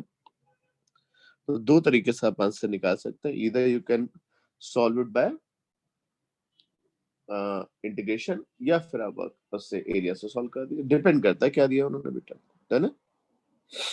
Yes sir. तो देखो भाई Yes, sir, इसमें है तो सवाल बहुत सारे, हम करने बैठेंगे तो लिमिट, मतलब और ये मैं कहता भी डिजर्व भी करता है चैप्टर कि ये पूरी हीट पे आप कम से कम 500-600 सवाल लगाइए, है ना? कैलोरीमेट्री भी है, थर्मल एक्सपेंशन भी है, रेडिएशन भी है, कंडक्शन भी है, केटीजी भी है, थर्मोडायनेमिक्स है, सब मिला के, है ना? लेकिन सवाल जब आप लगाएंगे तो आपको बच्चे बहुत सारी चीजें मिलेंगी। कई बार क्वेश्चन ग्राफ से सॉल्व हो रहा होगा, कई बार क्वेश्चन इक्वेशन से सॉल्व हो रहा होगा, है ना? तो हम पहला क्वेश्चन जो है बच्चे ग्राफ से लेते हैं। ये इधर वॉल्यूम लिया बच्चे, इधर आपने प्रेशर लिया, ठीक?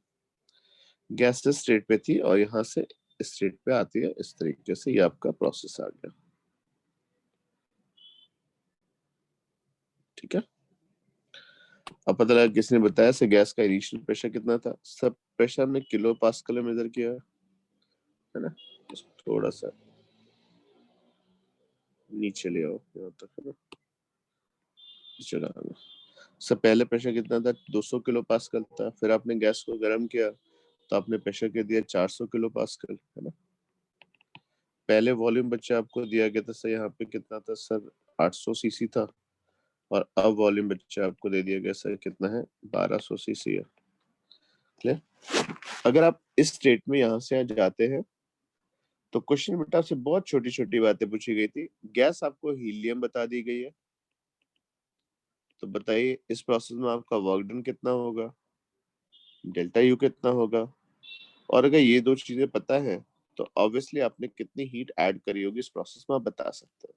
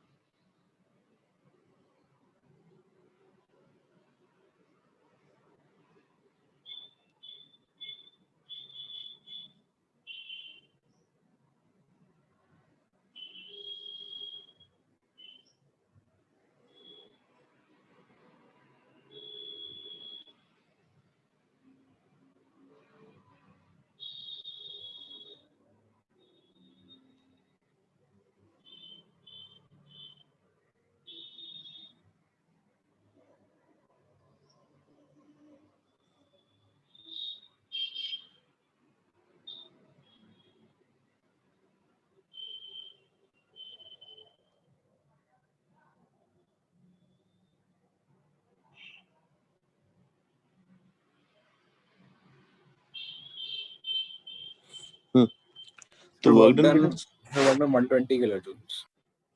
120 किलो जूल्स आ रहा है, जैसे देखिए Yes, वर्क sir. डन की वैल्यू बच्चे यहाँ से क्या आएगी देखें।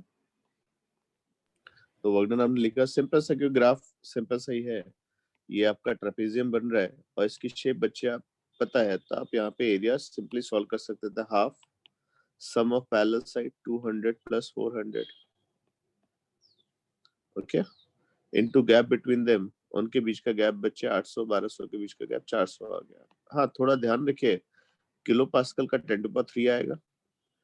और वॉल्यूम में बच्चे सॉरी मैंने गलती करी, नहीं बताया आपको, इस सीसी में दिया था, माय मिस्टेक। नहीं सर आपने बताया था सही से। सीसी बताया था, मैंने तो वो दिया है। -6 आ गया। तो ये वैल्यू बच्चे आपके पास इस तरीके से आ गए 400 और 200 600 हो गया बेटा, यहाँ पर ये 400 आ गया 10 to power -3। इसको 6 into 4 डिवाइड बाय 2 into 10 आपके पास बचता है, तो 24 डिवाइड बाय 2 1 2 20, तो 120 जूल का बच्चे गैस ने वर्क किया। क्लियर? Yes, sir. ऑब्वियसली ये वर्क आपका पॉजिटिव है क्योंकि गैस एक्सपेंड करी है। ओके, जो पी डेल्टा एक्स वाला कॉन्सेप्ट था ना, सिखाया था, एक्सपेंशन में वर्क डन पॉजिटिव होता है। अब बात आती है डेल्टा यू कैसे निकाले। तो डेल्टा यू बच्चे मैंने आपको पढ़ाया sir, N F R T by 2 करके आपने लिखा है ना, ये डेल्टा है। एन को बच्चे आपने यहाँ से कॉमन लिया है ना, और ये ऐसा करो एफ निकाल सकते हो क्योंकि हीलियम गैस दी गई है तो इसका डिग्री ऑफ फ्रीडम कितना होगा 3, तो 3 कॉमन Yes, आ sir. गया, 2 कॉमन आ गया, डेल्टा एन आर टी आ गया।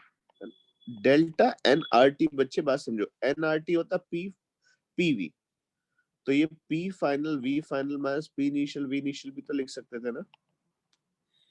नो डाउट मोल्स नहीं दिए, नो डाउट टेम्परेचर नहीं दिया है, पर उसकी जरूरत ही नहीं पड़ेगी आपको।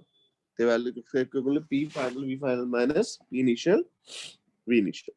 अब जब आप गैस की स्टेट की बात करेंगे तो फाइनल प्रेशर और फाइनल वॉल्यूम की बात की जाए तो 3/2 into P final V final 1200 into 400 कितना हो जाएगा बच्चे 48 into 10⁴ minus P initial V initial कितना होगा 16 इंटू 10⁴। और बाहर बच्चे में बात बताऊं तो एक 10⁻³ वेट कर रहा होगा, एक 10⁻³ और एक 10⁻6 है ना। तो 3/2 48 माइनस 16 कितना हो गया 32 इंटू 10। तो ये वैल्यू बच्चे सॉल्व कर सकते हैं, कितनी आएगी बोलिए बेटा 3/2 इंटू 32 इंटू 10 480, I think. 480, हाँ 480। तो 480 जूल का बच्चे आपने यहाँ पे इंटरनल एनर्जी का चेंज है। इंटरनल एनर्जी भी बढ़ी है। अगर मुझे ये दो टर्म पता है, गैस ने कितना वर्क किया और गैस ने कितना अपने पास रखा, ये दोनों एनर्जीज पता है तो क्या क्यू की वैल्यू सॉल्व कर सकते हैं? Yes, sir. सीधा उनका formula simple delta. 600। Yes, sir. तो Q equal to delta U plus W से बच्चे आप यहाँ पे Q निकाल सकते हैं। क्लियर? इससे बेटा कोई डाउट तो नहीं किसी को? नहीं सर नहीं।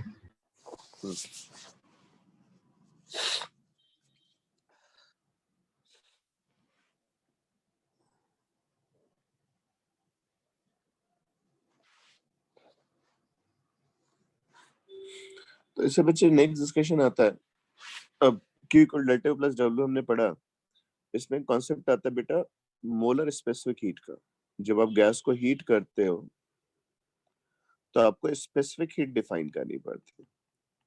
तो कंफ्यूजन बच्चे कभी मत रखिएगा, एक होता है बच्चे मास स्पेसिफिक हीट, एक होता है मोलर। देखिए इनमें डिफरेंस क्या है। जब किसी सैंपल को आप मास के साथ डील करते हो, गर्म किया, उसमें कितनी हीट ऐड करेंगे, तो Q की वैल्यू होती है बच्चे ms डेल्टा थीटा। क्लियर? यहाँ पे S को बच्चे हम लोग क्या बोलते हैं बच्चे, specific heat specific heat mass. Of mass. हाँ, ये पूरा नाम मास स्पेसिफिक हीट आता है। नो डाउट जब आप पानी को गर्म करते थे, लोहे के बर्तन को गर्म कर रहे हैं तो ये यूज करेंगे, लेकिन जब आप गैस में जाते हैं तो गैस में डीलिंग बच्चे किससे होती है, आपकी मोल से होती है। तो आपने यहाँ पे जो यूज किया एनसी डेल्टा थीटा यूज किया। एनसी डेल्टा थीटा का मतलब sir number of moles into molar specific heat into delta theta. Clear? तो सी जो होता है बच्चे, यस यहाँ सर। पे सिंपली को पूछे क्या होता है सी, तो आप बोलोगे molar specific heat. Clear? Yes sir. कोई डाउट तो नहीं? तो एक बच्चे ने कहा कि अगर मैं जो फर्स्ट लॉ ऑफ थर्मोडायनेमिक्स था उसको अगर मैं डिफरेंशियल फॉर्म में लिखूं, डिफरेंशियल फॉर्म का मतलब समझे क्या हुआ, मैंने थोड़ी सी हीट उसमें ऐड करी, उसने थोड़ी सी एनर्जी अपने पास निकाल ली, उससे आपने एक छोटा सा वर्क डन पीडीवी किया। क्लियर? Yes sir. तो डीक्यू किसका इक्वल हुआ सर, डीक्यू को बच्चे हम लोग लिख सकते हैं डिफरेंशियल फॉर्म में एनसीडीटी, है ना। डीयू किसके इक्वल होगा बच्चे, तो यहाँ पे वैल्यू आ गई बेटा N F R by 2 into D T plus P D V. दिख रहा है? Yes sir. तो यहाँ से c की वैल्यू बेटा अगर निकाली जाए तो किसके इक्वल हो जाएगी? एन डी टी से पूरा डिवाइड करोगे तो c हो जाएगा F R by 2 plus P D V divide by N D T. Clear? तो number of Yes, sir. Moles किसके इक्वल हो गया बच्चे यहाँ पर? PV by R T.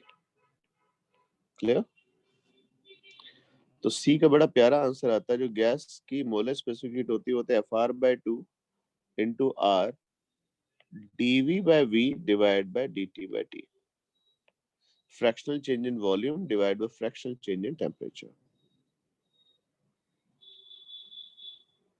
Clear? ये पॉइंट क्लियर है? तो मुझे ये समझा नहीं है वाला। बच्चे मैंने जो नंबर ऑफ मोल्स थे ना नीचे जो आए थे ये एनडीटी से, वो यहाँ पे P dV divide by ndT आया होगा। यहाँ Yes, पे sir. एनडीटी कैंसिल हो गया होगा। एन की वैल्यू को पीवी बाय आरटी लिख सकते हो ना। अच्छा हाँ हाँ ठीक है। आइडियल गैस इक्वेशन बेटा। यस सर यस समझ गया। अब इसका मतलब जो मोलर स्पेसिफिक हीट होती है वो डिपेंड करता है कि वो प्रोसेस कैसा है। तो अगर कोई बच्चा पूछे आपसे कि भाई आइसोकोरिक प्रोसेस है तो बताइए उस पे आइसोकोरिक में क्या होगा? आप कहोगे सर आइसोकोरिक में तो सर वॉल्यूम ही चेंज नहीं होगा, डीवी की वैल्यू क्या होगी? 0। हाँ तो वो पूरा फ्रैक्शन ही 0 है। तो सी की वैल्यू क्या होगी? F R by 2। और हम लोग बच्चे प्यार से molar specific heat constant volume को सी ना लिख के क्या लिखते हैं? सीवी लिखते हैं। ठीक है ना? सी के नीचे छोटा सा वी क्या बता रहा है? Molar specific heat at constant volume.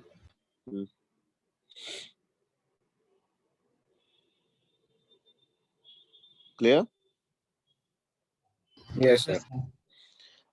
Done. तो इसका मतलब जो मेरा पहला एक्सप्रेशन था सी का उसको मैं थोड़ा और अच्छे से लिख सकता हूँ। C equal to C V plus R DV by V divide by D T by T. तो जो गैस है उसकी मोलर स्पेसिफिक हीट जो होती है वो उसके प्रोसेस पे डिपेंड करती है। C equal to C V plus R DV by V divide by D T by T. Clear? Done. Sir जो हमने फर्स्ट वाली इक्वेशन निकाली थी जिसमें हमने सीधा एफ आर बाय 2 लिया था वो उसमें क्या कंडीशन थी? लाइक इसमें आइसोकोरिक है ना, तभी हमें नहीं बच्चे, आपका हमेशा सीवी किसके इक्वल होगा? F F R R by 2। तो सीवी लिख सकते हो ना एफ आर बाय 2 की जगह। यस आपने दो चीजें सीखी ना, आपने यहाँ पे ये भी तो सीखा सीवी की वैल्यू क्या होती है। चलो बच्चे एक बात बताओ, सीवी एफ आर बाय 2 इसका मतलब अगर हीलियम गैस होगी तो उसका सीवी कितना होगा? 3r बाय 2, क्योंकि उसका डिग्री ऑफ फ्रीडम 3 होता है। Yes sir. अगर हाइड्रोजन गैस की बात करेंगे लो टेम्परेचर पे तो उसका सीवी कितना होगा? 5r bye 2। Clear? Yes sir. चलिए भाई एक काम करते हैं, आइसोबैरिक प्रोसेस के लिए बात करते हैं। आइसोबैरिक प्रोसेस में आपको क्या लगता है? जब आइसोबैरिक प्रोसेस लिखोगे तो C equal to CV plus R dV by V divide by dt by T आ गया। क्लियर? और क्योंकि आइसोबैरिक प्रोसेस है, आइसोबैरिक प्रोसेस की खास बात क्या होगी? PV इक्वल टू nRT में V equal to nR by P into T आएगा। बोलो बोलो बच्चे। Yes sir yes. Yes sir.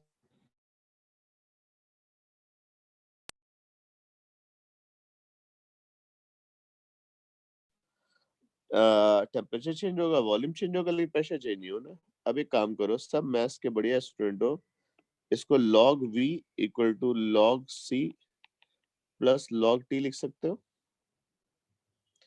nR by P constant हो गया ना। यस सर इसको डिफरेंशिएट करोगे तो dV बाय V किसके इक्वल हो जाएगा? 0 प्लस dt बाय T। सबको पता बेटा log x का डिफरेंशिएट करोगे तो यहाँ पे dx बाय x आएगा, यहाँ dt dx by by t x आएगा। Yes yes. क्लियर? तो Yes, जहाँ आपको पता लगा आइसोबैरिक प्रोसेस के लिए dV by V divide by dt by T किसके इक्वल हो गया? 1 के इक्वल हो गया ना। बोलो। Yes yes sir. सर 1 के इक्वल। एक बढ़िया सी चीज आई कि भाई तुम पढ़ रहे हो आइसोबैरिक प्रोसेस और उसकी मोलर स्पेसिफिक हीट तो सीपी लिखी जानी चाहिए ना। Yes sir. तो सीपी किसके इक्वल आ गया, CP is equal to CV plus R. तो गैस की कई सारी मोलर स्पेसिफिक हीट हो सकती है, तो उनमें से जो पॉपुलर है, जो काम की है, जो ज्यादा यूज में आती है वो सीपी और सीवी है। सीपी होती है molar specific heat constant pressure, CV होती है molar specific heat constant volume.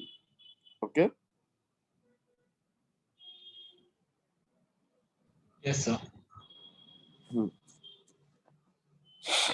ठीक है। तो एक बच्चे ने मेरे से पूछा आगे, सर क्या क्या यही दो प्रोसेस होते हैं, कल को कोई ऐसा प्रोसेस बना दे टीवी स्क्वायर इक्वल टू सी और गैस ले ले हीलियम और कहे कि मैं बताओ उसकी मोलर स्पेसिफिक कितनी होगी। ये भी तो एक प्रोसेस है।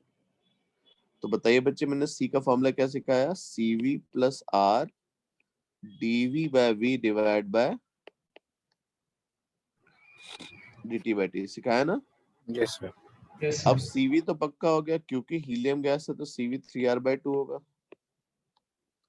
और R DV by V divide by dT by T कैसे निकाला जाए, बोलो बच्चे। भाई अगर ज्यादा कुछ नहीं आता है तो इतना तो सबको आता है। चलो मान लेते हैं किसी को कैलकुलस नहीं भी आती हो, तो इतना तो लिख ही सकते हो ना कि सर जी टेम्परेचर में चेंज करिए, वॉल्यूम में चेंज करिए, पर जो नहीं बदलेगा वो टी और वी स्क्वायर का प्रोडक्ट होगा। क्लियर। Yes sir. यस। तो ये टर्म हो गया टीवी स्क्वायर, टी कॉमन ले लिया तो ब्रैकेट में क्या आ गया, 1 + dt/t। वी स्क्वायर कॉमन ले लिया तो ब्रैकेट में क्या आ गया, 1 + dv/v होल स्क्वायर। क्लियर।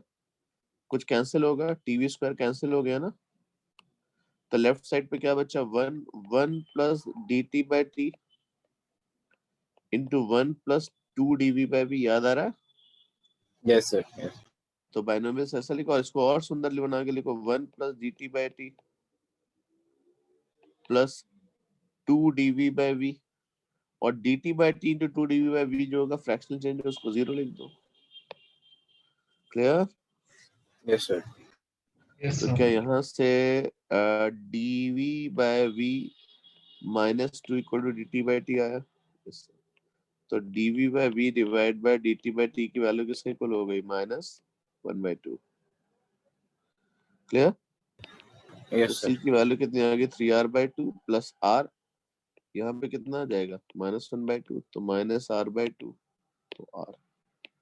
तो मोलर स्पेसिफिक की वैल्यू किसके इक्वल होगी, r के। क्या इसकी शॉर्ट ट्रिक भी थी।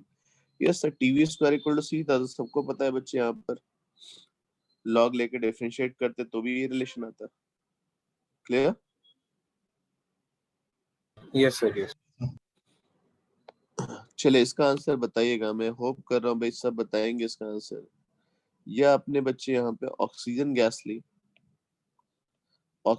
गैस ली और उसका पीवी ग्राफ जो था बच्चे ऐसा था, पासिंग थ्रू ओरिजिन। ठीक है, जरा इस प्रोसेस के बारे में बताइए, मोलर स्पेसिफिक कितनी होगी, जल्दी से बताइए।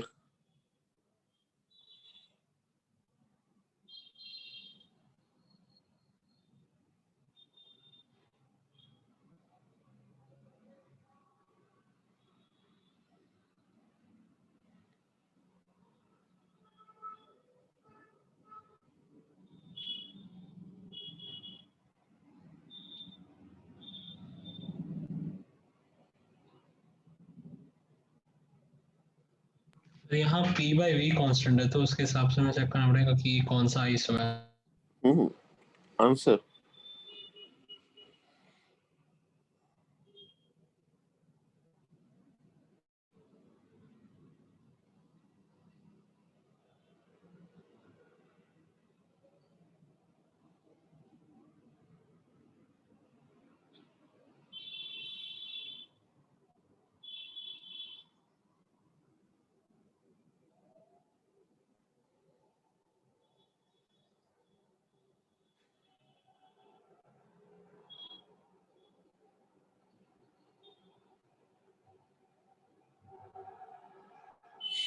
तो देखा जाए बच्चे कैसे करेंगे। देखो ऑक्सीजन है तो Cv की वैल्यू क्लियर, C की वैल्यू को क्या लिख सकते हो, Cv plus R dV by V divide by dt by T, ये पढ़ा है ना आपको। Yes sir. Yes, अब sir. भाई वो बोल रहे हैं pressure is equal to some constant into V है, y को mx प्लस c होता था, वैसे p को mv लिख सकते हो ना, pressure is proportional to volume, yes sir yes. है ना। तो आपने कहा ठीक है, इसको अगर मैं nRT by V लिख दूं तो mv आ गया, तो T इक्वल टू सम CV स्क्वायर आ गया, है ना। बोलो बेटा। नहीं सर ये नहीं समझा आप, एक्चुअली एक बार इसके पहले वाले क्वेश्चन से भी आप एक बार बता दो।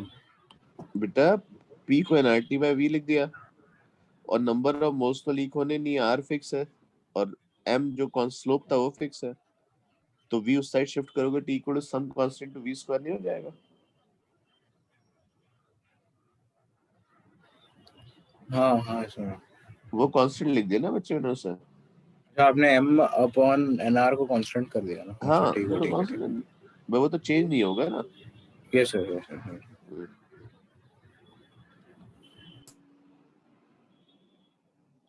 तो आपने कहा ठीक है, अब तुम्हें मैं कैलकुलस से बेटा समझाता हूँ इस चीज को ना, तो मेरी बात समझो, बढ़िया सा नहीं है। T equal to CV square अगर कोई लिखता है तो तुम इसको DT by DV लिख दो, लिख सकते हो, DT by DV लिखो तो D by DV of CV square आएगा, है ना। बोलो। Yes sir. Yes, sir. c बाहर चला जब जाएगा और 2v और हो C जाएगा। बाहर चला जाएगा, और बाहर ये वैल्यू कितनी देगी, 2dV आ जाएगी, क्लियर। तो यहाँ से अगर पूछूं बच्चे तो आपके इसका कोई रिलेशन आ रहा है यहाँ पर, तो आप बोलोगे सर 2v आएगा ना। हाँ 2v आएगा। 2V आएगा ना, 2V आएगा, सॉरी यहाँ पे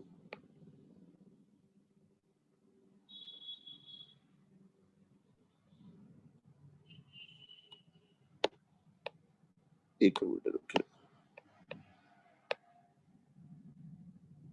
इसको सिंपल से लॉग लेके कर दो, और अच्छा है लॉग तो, या फिर वो एरर वाले नहीं थे, फ्रैक्शनल एरर वाला, yes sir yes, fractional change. हाँ उससे बात आ जाएगी। तो log t इक्वल टू क्या आ जाएगा बच्चे यहाँ पे, 2 log v जैसा कुछ आएगा ना, log c तो बचा आपके पास, फिर डिफरेंशिएट कर दीजिएगा इससे, तो dt by t equal to 2 dv by v आ जाएगा, क्योंकि हमें इंटरेस्ट जो फ्रैक्शनल चेंज में है, तो dv by v divide by dt by t की वैल्यू किससे इक्वल हो जाएगी, 1/2, तो c हो जाएगा cv जो कि 5r/2 है, plus r dv by v divide by dt by 2 r/2 आ गया, ये आपके पास 6r/2 आ गया, और 3r बना, क्लियर।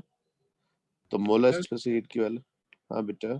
सर तो हमने हर क्वेश्चन में dv by v by dt by t की वैल्यू अलग से निकालनी नहीं बेटा पड़ेगी। मैंने आपको बताया कि मेन, अगर आप इसकी शॉर्ट ट्रिक लिखना चाहते हो, इसकी शॉर्ट ट्रिक्स भी है। शॉर्ट ट्रिक ऐसा आता है, मैं आपको समझाता हूँ, जैसा आपने प्रोसेस पढ़े उसी में एक बड़ा पॉपुलर प्रोसेस है जिसको हम लोग पॉलीट्रॉपिक प्रोसेस बोलते हैं, है ना। पॉलीट्रॉपिक प्रोसेस आपने नहीं पढ़ा कहीं पर ये सारे प्रोसेस का एक तरीके से मिक्स है। वो प्रोसेस को ऐसे लिखते हैं, P to the power alpha equal to constant, क्या लिखते हैं, P to the power alpha equal to constant, है pv रेज़ टू गामा होता है ना। ये नहीं नहीं, अलग है। हाँ ओके हाँ ये तो अलग हो गया। हाँ गामा अलग है, अभी तो गामा तक तुम पहुंचे ही नहीं है, P to the power alpha equal to constant लिखा है। अब अच्छा आप क्या करोगे, इधर बेटा एक मिनट मेरी बात सुनो, पी को क्या लिख दोगे, nRT by v, ठीक है, तो इसे क्या लिखोगे, TV alpha minus 1 equal to some constant, log लोगे तो log t plus alpha minus 1 log v आ गया, log c आ गया, डिफरेंशिएट करोगे तो dt by t आएगा, alpha minus 1 dv by v आएगा, और 0 आ जाएगा, क्लियर। तो dt by t किसके इक्वल हो जाएगा, 1 minus alpha dv by v, बोलो बच्चे। Yes sir. इस तरह से dv by v divide by dt by t जो टर्म हमें चाहिए किसके इक्वल हो जाएगा, 1 माइनस 1 बाय अल्फा, और c किसके इक्वल होता है, cv plus r dV by V upon V dt divide by by dt। R divide by 1 minus alpha. तो अब आगे के लिए आप हमेशा ये ट्रिक आप फॉलो कर सकते हैं कि अगर PV by alpha equal to constant है तो आपका C equal to C plus R divide by 1 minus alpha आएगा। क्लियर? शॉर्ट ट्रिक जैसा बन जाता for any process। है। अरे यार एनी नहीं बोलते बच्चे, बहुत ब्रॉड टर्म। पॉलीटॉपिक में एक्सप्रेशन ऐसा आ रहा है, जैसे PV स्क्वायर लिख दो तो आप बता दोगे, P स्क्वायर V क्यूब लिख दो तो बता दोगे, है ना? उन सब के लिए आप मोलर स्पेसिफिक से निकाल सकते हैं। Yes, sir. तो मोलर स्पेसिफिक क्लियर है सबको क्या होती है बच्चे? NC Yes, delta sir। Beta, और ये प्रोसेस डिपेंडेंट होती है। पॉपुलर जो मोलर स्पेसिफिक हीट है वो CP और CV है, दो, केवल यही नहीं है और भी है। तो मैंने जो बच्चे आपको डिस्कशन दिए स्टेट ऑफ गैस डिस्कस कर दी थी। अब मुझे एक बात बताओगे, अगर मैं तुमसे फिर से वापस एक बात करूं चल के, क्या आप मुझे इन तीनों में से Q, डेल्टा, U और W में कौन सा स्टेट वेरिएबल है और कौन सा पाथ वेरिएबल है, जरा बता सकते हो? डेल्टा U, स्टेट वेरिएबल है वो तो। W, W पाथ वेरिएबल है। पाथ वेरिएबल क्यों हुआ? उसका रीजन है क्योंकि जब तुम वर्कडन को बना रहे थे तो तुमने ग्राफ से बात समझाई हाँ थी सर, ना? तो फिर वो अलग अलग पाथ जब लेंगे तो उसमें जैसे, या फिर मतलब प्रेशर कांस्टेंट रखा है, एक चीज ये कांस्टेंट अलग रखा आएगा है, फिर। तो अलग ये अलग तो आना दो शुरू हो स्टेट है, जाएगा। तो क्या आपको लगता है बेटा बाउंडेड एरिया अलग अलग है? Yes sir. पहले केस में बाउंडेड एरिया ये वाला आएगा और नेक्स्ट केस में बाउंडेड एरिया बेटा ये वाला आएगा, तो एरिया चेंज हो गया ना? यस तो सर। वर्क डन अगर पाथ पे डिपेंड कर रहा है, दोनों पाथ पे वर्क डन सेम नहीं है, तो वर्क डन पाथ वेरिएबल हुआ। और क्यू के बारे में बताओगे क्या होगा? क्यू भी स्टेट वेरिएबल है सर। ओ, जब Q delta U plus W है, जब खुद क्यू क्या है, डेल्टा यू प्लस डब्ल्यू है, तो जब डब्ल्यू पाथ वेरिएबल है तो क्यू भी तो पाथ वेरिएबल होगा ना? देखो यहां से यहां तुम कितनी हीट ऐड करोगे, दोनों की सेम होगी डिफरेंट होगी? डिफरेंट हो गया। डिफरेंट होगी क्योंकि डब्ल्यू दोनों का डिफरेंट होगा ना। Yes sir. तो क्यू आपका पाथ वेरिएबल होता है और डेल्टा यू स्टेट वेरिएबल होता है।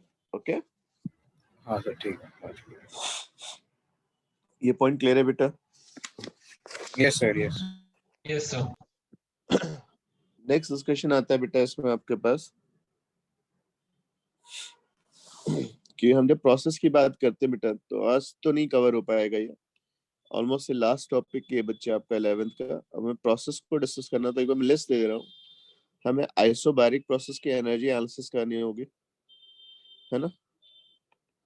आइसोकोरिक की एनर्जी एनालिसिस करनी होगी। थर्ड बच्चे आइसोथर्मल की एनर्जी एनालिसिस करनी होगी। फिर इसमें एक प्रोसेस बच्चे हमें पूरा डिटेल में डिस्कस करना पड़ेगा, बहुत सारे पॉइंट्स उसके डिस्कस करने हैं। एडियाबैटिक प्रोसेस डिस्कस करेंगे।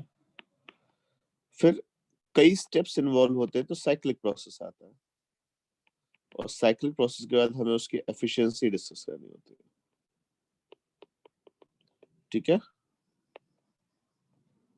सर जो अभी हमने क्वेश्चन किया उसमें कौन सा प्रोसेस आया था, लाइक जो अभी हमने ऑक्सीजन वाला क्वेश्चन किया था?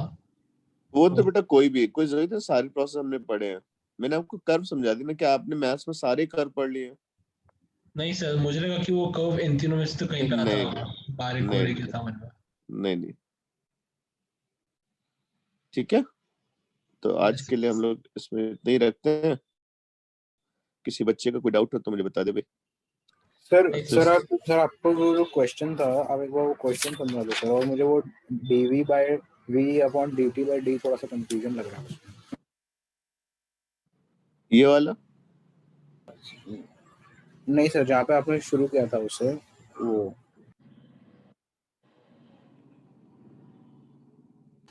ये वाला इस रेस के भी थोड़ा सा कल। हाँ सर, हाँ यहाँ पे, यहाँ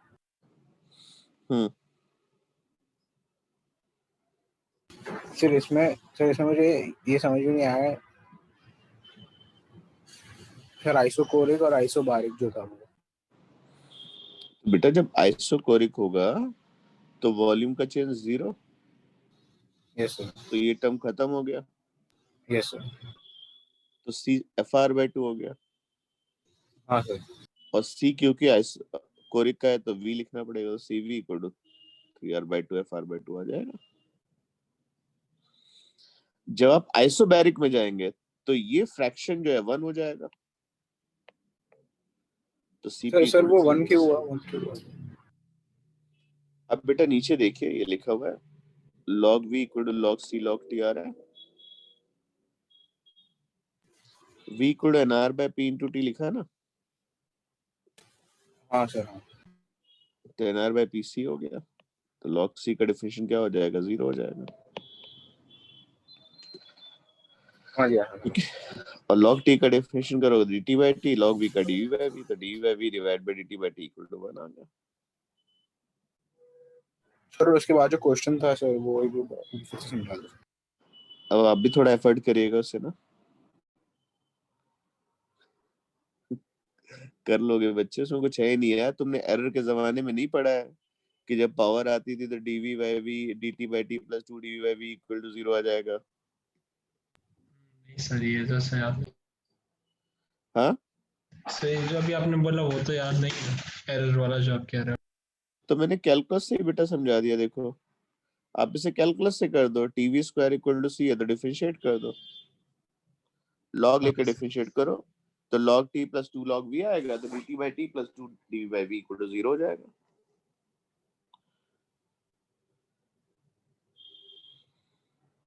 ओके, यस सर। ठीक है सर, ठीक है। ओके, नहीं क्लियर होगा तो बच्चे मैं नेक्स्ट पे डॉट्स को पिक कर लूंगा। ठीक है, ठीक है सर।